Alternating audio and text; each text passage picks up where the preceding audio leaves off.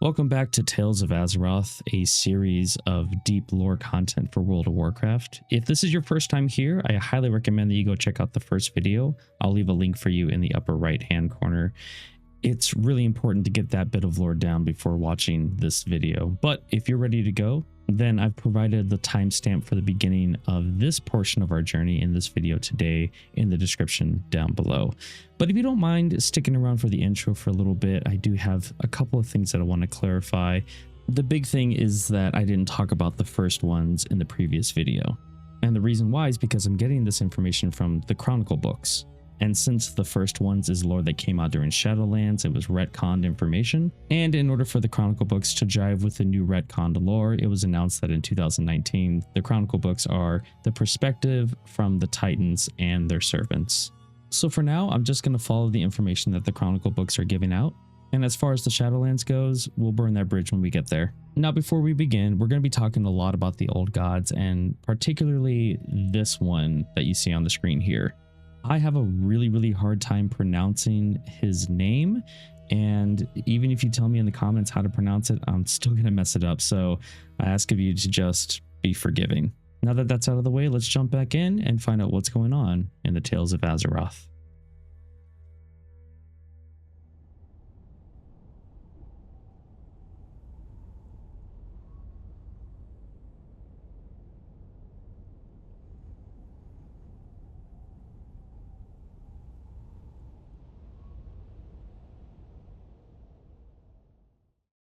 War. Azeroth was no stranger to it. The elements had been at each other's throats for who knows how long. Then the old gods challenged their reign. And now the Titan Forged looked to enforce their dominion. They slammed into the Black Empire's northernmost holdings, catching the old gods completely off guard. But that didn't mean that the Titan Forge had it easy. In order to reassert their dominance, the old gods called upon their greatest lieutenants, the Elemental Lords. And it worked. They engaged the Titan Forged, forcing the Keepers to divide and conquer their enemies. So they split their forces, dispatching each group to fight a specific Elemental Lord. Tyr and Odyn volunteered to confront the most destructive Elemental lieutenants, Ragnaros the Fire Lord. This battle didn't end quickly. In fact, it drew out for weeks, engulfing the land in fire and magma. But the Keepers' resilient metal forms protected them from Ragnaros' fiery barrage. In the end, Tyr and Odyn pushed Ragnaros back into his volcanic lair in the east, a land of boiling acid and skies consumed with ash, thus defeating the Fire Lord. Meanwhile, Arcadis and Freya engaged with Therazane the Stone Mother. In order to protect herself and her minions, Therazane retreated into the towering stone spire that she called home. But this wasn't enough. Arcadis used his dominion over the earth to weaken the Citadel's foundations and shatter the giants who guarded it. Freya conjured colossal roots from the ground to entangle the fortress. Worming through the stone and crystal, the Citadel walls buckled, bringing them down on Therazane's head. In another location, Ra, Thorim, and Hodir fought Al'Akir, the Wind Lord. Using their mastery over the skies and storms, they forced the Elemental Lord back to his lair, located among the highest peaks of Azeroth. Lightning set the skies aflame as Al'Akir struggled to hold off his foes. Turning his own powers against him, the three Keepers defeated Al'Akir at the top of his domain. And lastly, Neptulon the Tidehunter and his minions rushed to aid the other Elemental Lords, but were intercepted by Loken and Mimiron. Outmaneuvering Neptulon's forces, Loken moved to unleash his arcane powers to freeze and shatter the water elemental's form, while Mimiron crafted enchanted bonds to imprison Neptulon himself. And thus, the Elemental Lords were defeated. But the Keepers knew that they could not utterly destroy them, because they were bound to Azeroth itself. If they were killed, their forms would simply manifest again in time. But Ra found a solution. Imprisoning the elementals, similar to what Sargeras did to the demons on Mardum, seemed to be the plan. With Helia's help, they were able to create 4 interlinked domains within a pocket dimension known as the Elemental Plane. With that established, Ra and Helia banished the Elemental Lords and nearly all of the servants to this new prison realm. Ragnaros and the Fire Elementals were exiled to a place known as the Firelands. Therazane and the Earth Elementals were contained within the caverns of Deepholm. Alakir and the Air Elementals were imprisoned among the cloudy spires of the Skywall. And lastly, Neptulon and the Water Elementals were sucked into the fathomless depths of the Abyssal Maw. With their leaders gone, the very few remaining elementals that avoided the elemental plane roamed Azeroth's surface. In the end, these beings scattered and abandoned the war. Now that the elementals were no longer a threat, the Keepers turned their attention to the Black Empire's Akiri legions. With many of the insectoids dwelling in the catacombs beneath the surface, Arcadus bent the stones and soil to his will, thus collapsing the Akiri burrows and driving them above ground. Once up top, the Akiri found themselves surrounded by the Titanforged. The battles that would follow between the two would prove to be unexpectedly vicious. In time, the Keepers destroyed most of the Akiri race. Only small pockets of the insectoids escaped by tunneling deep underground. There would be no counterattack. The victories over the Akir and Elementals lifted the Keepers' spirits, but winning these battles were just hurdles, roadblocks to the greatest battles that were still yet to come. Banding together, they turned their attention to the temple city that was built around the old god Yah-sha-arrg. Now, as mentioned in the previous video, the Naraki, also called the Faceless Ones, were charged with building towers and citadels around the landing sites of the old gods. And the Titanforged knew that this location was the most powerful of the Naraki bastions on Azeroth.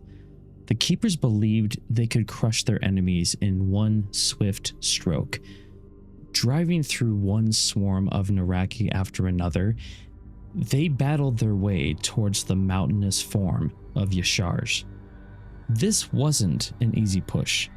Many of the broken bodies of Titanforged and Naraki alike riddled the landscape by the time the invaders breached the city and assaulted the old god itself. Yah-sha-arrg was more powerful than the Keepers had expected. It poisoned the minds of the Titanforged, drawing out their fears and darkening their thoughts. Watching the outcome of this war, the Pantheon worried that the old god would overwhelm their creations that were designed specifically so that the Titans wouldn't risk physically harming the world due to their colossal size. But at this point, with failure on the horizon, they decided to take direct action. What happened next would be the catalyst for future events. Aman'Thul himself reached down through the skies of Azeroth and took hold of Yah-sha-arrg's body. With a heave of his colossal arm, he tore the old god from the crust of the earth. Yah-sha-arrg's corrupted body was ripped apart. In that moment, the old god's death rattle shattered mountaintops and obliterated hundreds of Titanforged where they stood. Finally, Yah-sha-arrg, the evilest of the old gods on Azeroth, was dead. As victorious as this was, the consequences of Aman'Thul's actions were about to be realized. Yah-sha-arg's tendrils had dug deeper into Azeroth's surface than the Titans had realized. In excising the old god, Aman'Thul had ripped an eternal wound in Azeroth's surface. Volatile arcane energies, or rather the lifeblood of the nascent Titan, erupted from the scar and rolled out across the world. Horrified by what had happened, the Pantheon quickly realized that they could not kill another old god in the same manner. If Yah-sha-arrg had buried itself that deep into the world, it's possible that the other malignant creatures had done the same. Creating another wound in Azeroth's surface could mean the end of the sleeping world's soul. The Pantheon knew that the only course of action was to imprison the old gods, where they lay, containing their evil forever. Easy to do? Not really. But it would be possible with the aid of the Keepers. The plan was this: shatter the last vestiges of the Black Empire by battling each of the remaining old gods directly. Once weakened, Arcadis would create subterranean chambers to contain them, leaving Mimiron to fashion colossal machineries to lock the old gods in place. When the two of them had completed their work, Loken would imbue each prison with a great enchantment that would neutralize the evil emanating from the old gods. With their plans set in stone, the Titan Forge began their campaign. Fighting along their way, they moved to the southeast to the bastion of N'Zoth. Once the old god was overwhelmed, the Keepers used their powers to seal the creature in an underground prison. Moving to the southwest, the Titan Forged marched to the sprawling temple city that had grown around the third old god, Cthulhu. The Keepers and their allies purged swarms of Naraki before assaulting the old god itself and subduing it. Similar to what they had done with N'Zoth, another prison was constructed, and Cthulhu was entombed beneath the earth. With 3 of the old gods contained, only one remained: the vicious and cunning Yogg-Saron. Even with the experience the Titan Forge had now gained, this would prove to be no easy task. As they closed in on Yogg-Saron's northern stronghold, the old god unleashed the greatest of its generals, the Cathraxi. The Cathraxi were monstrous warbringers, larger and more resilient than other Naraki. Apart from their strength and brutal intellect, their dark powers could drive even the Titan Forge to madness. Enraging the remnants of the Black Empire into a frenzy, they swarmed the Titan Forged on all sides. By the time the Keepers and their allies reached Yogg-Saron, their forces had greatly diminished. It didn't take long to realize that they didn't have the numbers to defeat the old god. Not only did they lack the strength, their encounter with Yogg-Saron meant certain death. And they would have died had it not been for the heroic efforts of Odyn. Although scarred and battered by war, Odyn summoned his waning strength and inspired the Titan Forged to launch a counterattack. Loken weaved a grand illusion spell that forced the Cathraxi to see themselves and even Yogg-Saron as the enemy. As the Black Empire's forces directed their attention toward each other, Odyn took the opportunity and cut down his confused foes. The other Titan Forged followed his lead, and together they succeeded in pacifying Yogg-Saron, just like they had done with Cthulhu and N'Zoth. The Keepers buried Yogg-Saron beneath the earth, locking it away in a monolithic enchanted prison. For the very first time in Azeroth's history, peace settled over the world. All 4 of the elemental lords had been banished to another plane of existence, the Black Empire had been purged, and with that, the old gods had been muted.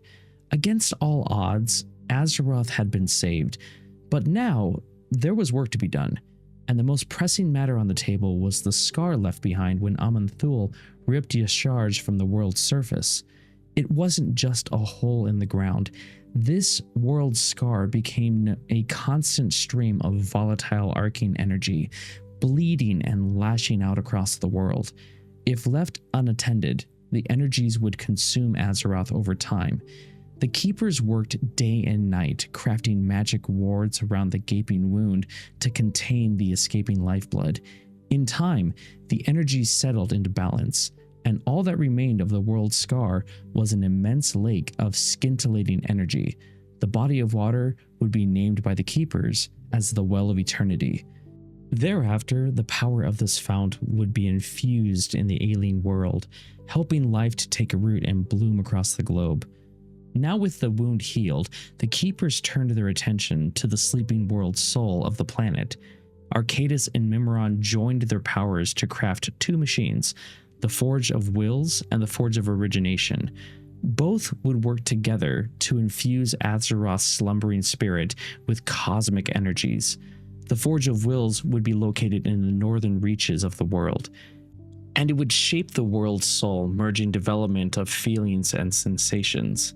The Forge of Origination would be installed in the southern area of Azeroth and would regulate the rhythms of the deep earth, fortifying the world's soul's form. Once these two machines were constructed, Odyn oversaw the installment of the Forge of Wills in an area we know as Storm Peaks. Now we need to talk a little bit about Odyn here. Because of his valorous deeds in the war against the Black Empire, the Pantheon appointed him Prime Designate. With that, it was his duty to watch over Yogg-Saron's prison and maintain the Forge of Wills. This is when the Keepers began building their main bastion, the fortress known as Ulduar. Not only would this stronghold house the old god Yogg-Saron, but it would also house the Forge of Wills and other machineries that the Keepers would create. Now, the Forge of Wills served another purpose. It had the ability to draw on the life essence of Azeroth, which in turn gave shape and sentience to creatures of living stone and metal, different types of Titan forged. This new generation of races would help the Keepers bring order to the world. As the Forge of Wills turned its gears, High Keeper Ra traveled south to install the Forge of Origination. Accompanying him were a number of stone-skinned creatures recently created from the machine to the north. The Anubisath giants, the Leonine Tol'vir, and the indomitable Mogu. While en route to their location, Ra discovered the remnants of Yah-sha-arrg's body laying scattered across the land. When Aman'Thul had ripped the old god from Azeroth, pieces of it had fallen back to the surface, infusing the land with evil. The largest of these pieces was Yah-sha-arrg's heart, a mass of diseased flesh, ripe with void energies. Rather than destroying the heart, Ra built a subterranean vault to contain it, thus neutralizing its evil. He and the other Keepers knew that studying the heart would help them understand the nature of the old gods, and not only them, but other void creatures. This is when Ra gave the Mogu charge of watching over the vault of Yah-sha-arrg. Not only would they guard the vault, but the surrounding land as well. Ra continued his expedition and traveled west. There, he and his followers established the Forge of Origination. Once operational, Ra could feel the twin forges working in synergy, sending healing energies through the heart of the world. With the second machine up and running, Ra and his followers built a fortress around the Forge of Origination. We know this as Uldum or Uldum, really depending on how you pronounce it. And this location would become the southernmost base of operations for the Keepers. Like the Forge of Wills, the Forge of Origination also served a dual purpose. In the event that Azeroth's flora and fauna succumbed to corruption, the energies stored inside the Great Machine could be unleashed to eradicate all life on the world, allowing it to start anew. Like the Mogu keeping watch over the old god's heart, the Tol'vir and the Anubisaths were charged to safeguard Uldum forever. From here, Ra and the rest of his servants marched northwest into a land later known as Silithus. This arid region was home to the subterranean prison that housed the old god Cthulhu. Expanding on the prison was the next goal, and in the end, Ra and his allies constructed the mighty fortress of Ahn'Qiraj. Once completed, Ra ordered the remaining Titan Forge to safeguard the newly built stronghold. Seeing his work completed, Ra would spend the following ages roaming the southern regions of Azeroth, observing from afar his Titan forged and ensuring that they upheld their sacred charge to guard the newly built citadels. Now that the machines were up and running, the Keepers adjusted their focus into reshaping the surface of the world. To do this, and apart from gifted artifacts from the Pantheon called the Pillars of Creation, they called on the new generation of servants created from the Forge of Wills. The craggy earthen would focus on crafting mountains and carving out the deep places of the world. The clockwork mechagnomes, appropriately designed by Mimiron, would help build and maintain the Keepers' extraordinary machineries. The stone-skinned Mogu would be in charge of digging out the myriad of rivers and waterways of Azeroth. The task of safeguarding the Keeper's holdings, or rather things of importance, fell to the iron-skinned Vrykul and the chiseled Tol'vir. In order to shape the environment, the Keepers conscripted the powerful stone and sea giants. They would roam Azeroth, lifting towering mountain ranges and dredging out the fathomless seas. As the Titan Forge did their work, Freya set out to populate the world with organic life. In order to achieve this goal, she crafted the Emerald Dream, an ever-shifting dimension of spirits and nature magic. Some say that Freya wove the Emerald Dream into being from nothing, while others claim that it was a dream born from Azeroth's world soul. It was a mirror image of Azeroth, which helped regulate the evolutionary path of the world's flora and fauna. Spirits and strange beings populated the dream, and paradise was their home. The Emerald Dream defied mortal perceptions of reality. Time, distance, these concepts were nothing compared to the life outside this realm. A single day on the physical world could feel like decades in the dream.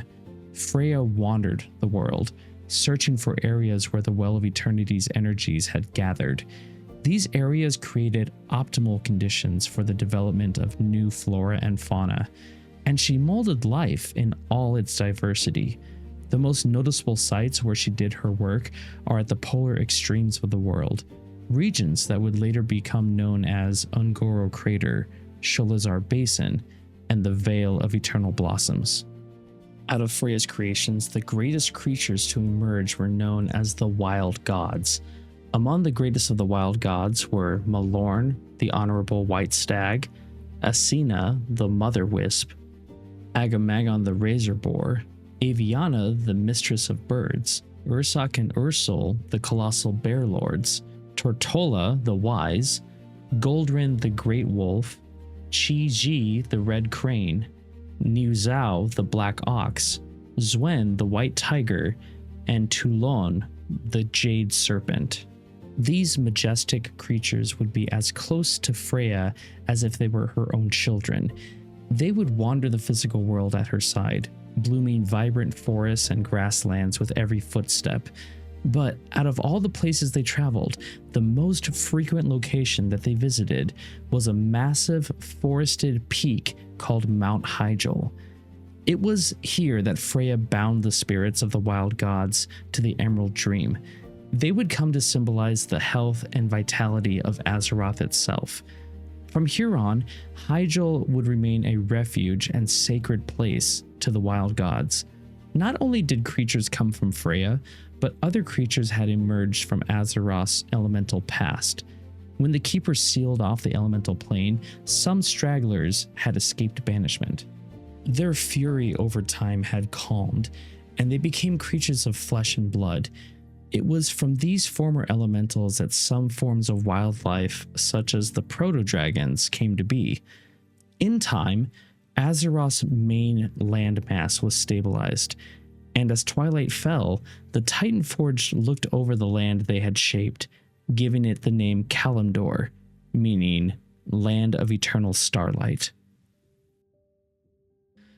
The Pantheon was pleased with the Keeper's work, and felt assured that the world's soul was in good hands, which meant that they prepared to venture back into the Great Dark in order to search for more sleeping titans, because Azeroth was proof that there were more out there to find. The Keepers mourned the departure of their makers, but also felt a sense of pride at being given the honor of safeguarding the newly shaped world. To commemorate the Pantheon's departure, Loken and Mimiron crafted a set of enchanted artifacts called the Discs of Norgannon. These would transcribe the history of Azeroth as it unfolded over time. If the Pantheon ever returned, they would have a full record of what had come to pass in their absence. Before leaving, Aman'Thul commissioned the constellar Algalon the Observer to serve as the world's celestial guardian. The world's soul was still corruptible, and the Titans could not ignore that fact. Should it ever happen, Algalon would activate the Forge of Origination, purging the world of life and any corruption that was present. And with that, the Pantheon disappeared into the stars. The Titans had done everything they could to heal Azeroth and assure the world's soul's growth to maturity. Now, they had to wait and hope that the world's soul would one day awaken. Now, if you don't mind me stepping away from the narrative for a second and say that this next section is by far, for me at least, the scariest thing in the Warcraft universe, Galakrond. Ages after the Pantheon left, many life forms flourished across the surface of the world. Out of all of them, the most savage and cunning were the proto-dragons, who dwelled in the frozen north of Kalimdor. Not every proto-dragon was the same. Some were gigantic winged beings of incredible fortitude. Others, their spirits tied to the world itself. Even some had tapped into the elemental energies. But there was one proto-dragon whose power overshadowed the rest of his kind. His name was Galakrond. He was the largest proto-dragon to ever soar the skies. So big that the beating of his wings could flatten entire forests. Not only was he strong, but he was a skilled hunter. And he devoured everything in sight. His body swelled to an even greater size, yet nothing could ever sate his cravings. This is where it starts to get real dark. So terrible was his hunger that Galakrond began feasting on other proto-dragons. Not just the living, but also the corpses of the dead. Devouring fallen proto-dragons warped Galakrond's mind and body with necrotic affliction. Limbs and dozens of eyes sprouted across his gigantic form. Even death energies wafted off of Galakrond's hide, reanimating dead matter, raising them from the dead as mindless abominations. The ranks of Galakrond's minions expanded, and they terrorized the skies over Kalimdor, leaving the other proto-dragons failing to unite due to long-standing rivalries. Now, we have to remember that the Keepers were still around, and Tyr, the mightiest of them all, was the first to notice the danger that Galakrond imposed. Even after warning the other Keepers, he couldn't motivate them to act. Even though they were all tasked to protect the world, the war with the old gods and the ordering of Azeroth had drained them of their collective strength and willpower. They had become indifferent to the world at large, focusing on maintaining their vaults and arcane machineries. But this didn't stop Tyr. He demanded justice and order, and that drove him. He knew that if Galakrond was left unchecked, he would devour all of nature and spread his affliction to the far corners of Azeroth. So, it was clear to the Keeper, Galakrond and his minions needed to be destroyed. But how? What was the solution to this? Tyr's answer would be found with 5 of the greatest and most intelligent proto-dragons in existence, namely Alexstrasza, Neltharion, Malygos, Ysera, and Nozdormu. Each creature hailing from different strains while displaying unique powers. Even the 2 sisters, Alexstrasza and Ysera, had their own separate abilities. Alexstrasza could summon fire from her maw. Neltharion possessed incredible strength, and his piercing roar could shatter bone and rock alike. Malygos could breathe frost and encase his foes in solid ice. Nozdormu could assail his enemies with blinding storms of coarse sand, and Ysera's breath could debilitate her enemies, sapping their willpower and throwing them into a deep trance. Tyr beseeched the 5 proto-dragons for aid in taking Galakrond down. Suspicious of the Keeper at first, they soon agreed to fight by his side. Under Tyr's guidance, the 5 proto-dragons battled Galakrond and his minions. Their fighting raged over the snowy peaks of northern Kalimdor. At first, every attack made against the giant proto-dragon were deflected by his hide. Even Tyr fought alongside the Chosen 5. At one point, Galakrond bit off Tyr's iron hand, suffusing him with necrotic energy. Even though Tyr survived, his wound would never truly heal, and many years later, he would replace his lost hand with one forged of pure silver. This silver hand came to symbolize his belief that only through personal sacrifice could one achieve lasting justice. And this would be the icon for the Knights of the Silver Hand. But I digress. Soon, the 5 proto-dragons found Galakrond's weaknesses. They assaulted his eyes and his soft yet vulnerable gullet. Using their powers and trusting each other, they vanquished Azeroth's new #1 threat. Galakrond's lifeless body plummeted to the ground, smashing into the frozen tundra that would later be known as Dragonblight. Today, we can still see the bones of this monster, laying in silence after years of so much noise and mischief. Despite all odds, the 5 proto-dragons had won, but only so by working together. It was a lesson they would not soon forget. Alexstrasza and the others would carry on this ideal of unity and cooperation for ages to come. While Tyr and the chosen proto-dragons were having it out with Galakrond, the other titans emerged from their stupor. Problem was, they were a bit too late and realized how big of a threat Galakrond really was. Feeling ashamed for not helping, they still felt grateful to Tyr for having taken action. And you think that Tyr would have chastised them, but he didn't.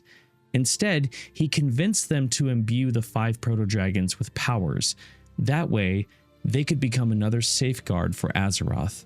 The only one who was hesitant about this was Odyn. He didn't agree that they should have Azeroth's fate placed upon their shoulders, regardless of their heroic efforts against Galakrond. Odyn saw these proto-dragons as primitive life forms, and believed that only the mighty Titan Forged could be trusted to protect the world. As Prime Designate, Odyn argued that he had the final decision on how to proceed, but he was outnumbered. The rest of the Keepers believed that through bravery and self-sacrifice, the proto-dragons had earned the right to act as Azeroth's guardians. In the end, they blew off Odyn's continued protests and moved forward with their plans. The Keepers journeyed to the resting place of Galakrond. Even Ra made his way up north from the lower regions of the land. Once there, the Keepers channeled their powers that were granted to them from the Pantheon into the 5 proto-dragons. Ra channeled his powers from Aman'Thul into Nozdormu, granting him mastery of time, and thus becoming known as the Timeless One. Freya imbued the energies of Eonar into Alexstrasza, becoming known thereafter as the Lifebinder, devoting everything that she was to the stewardship of the living world. And having proved her courage in the battles against Galakrond, she was crowned the Dragon Queen and given command over her kind. Freya also besieged Eonar to bless Yah-sha-arrg with nature's influence. She was charged with keeping watch over the wilds of Azeroth from within the Emerald Dream. Bound to this eternal realm, she descended into an endless trance and became known as the Dreamer. On the flip side of all that was calm and peaceful, Loken called on his creator, Norgannon, to endow Malygos with incredible arcane powers. Henceforth, he would be known as the Spellweaver, and the limitless realms of magic would be his to share, explore, and protect. Lastly, Arcadus requested from his creator, Khaz'goroth, to bestow a bit of his power onto Neltharion. He would be later known as the Earth Warder, and would be given charge over the mountains and deep caverns of the earth.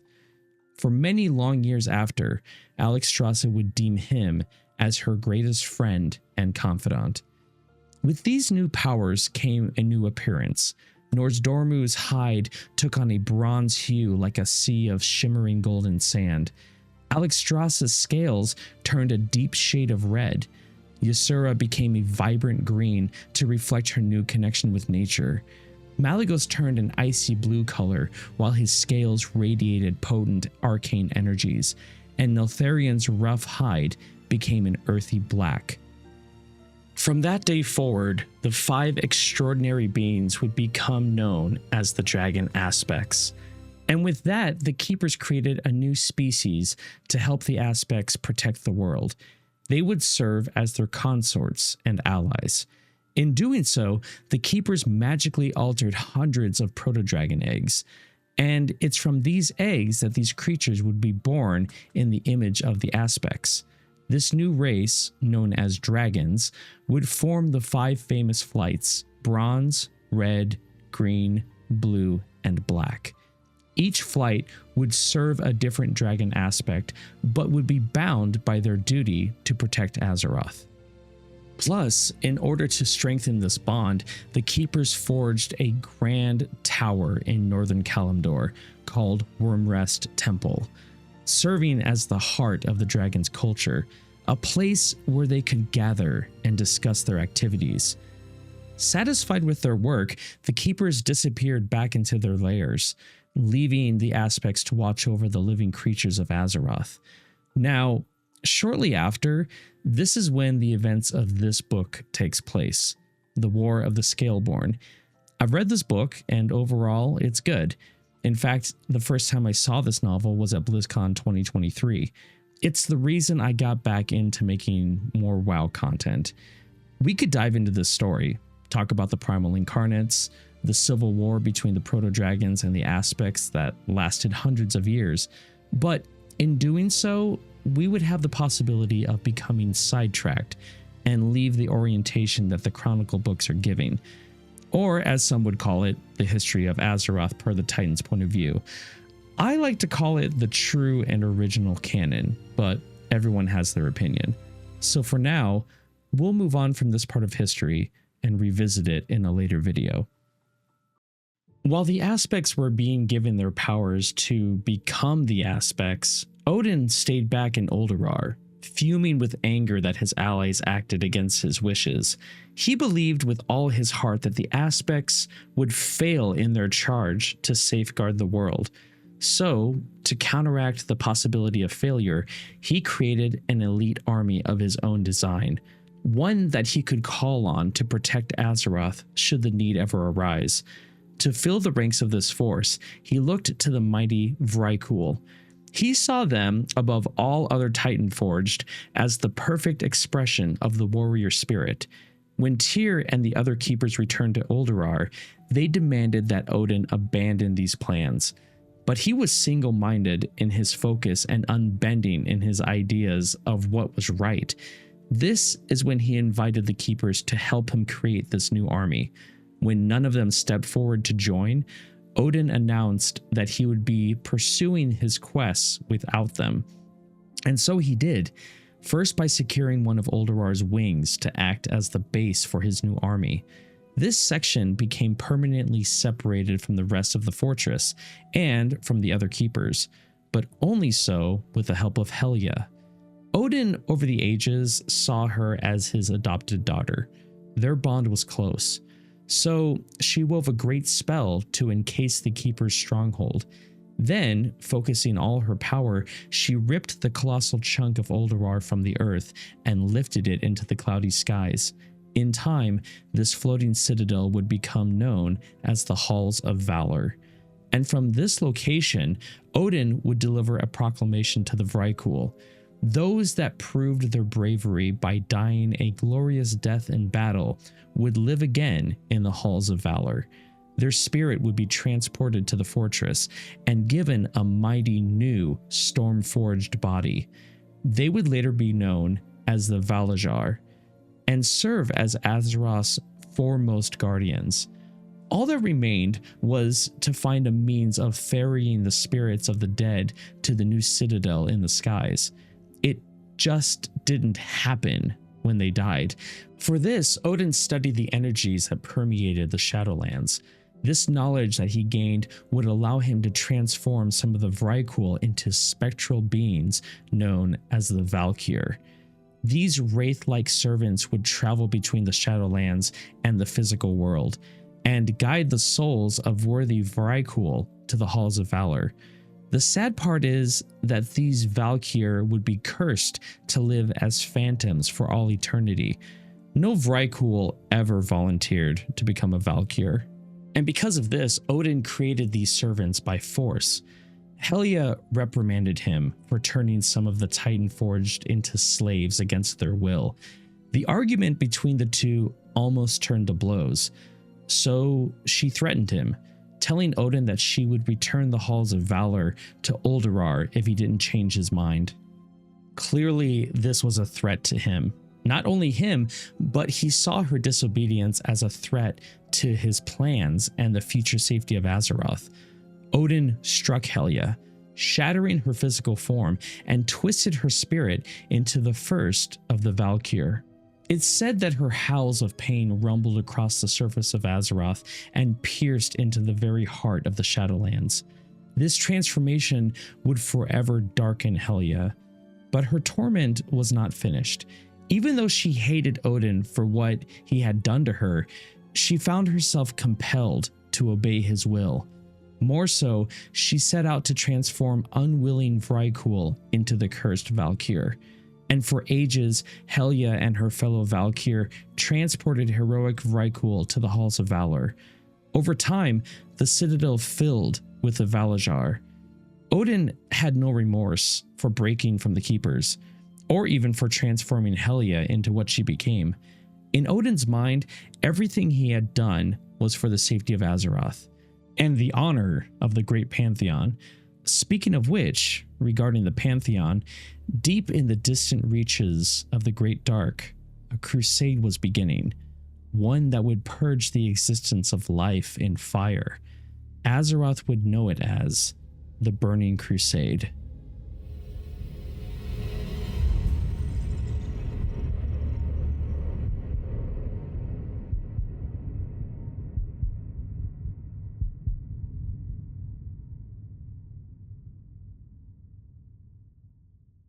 If you've made it this far in the video, thank you so much for watching the entirety of it.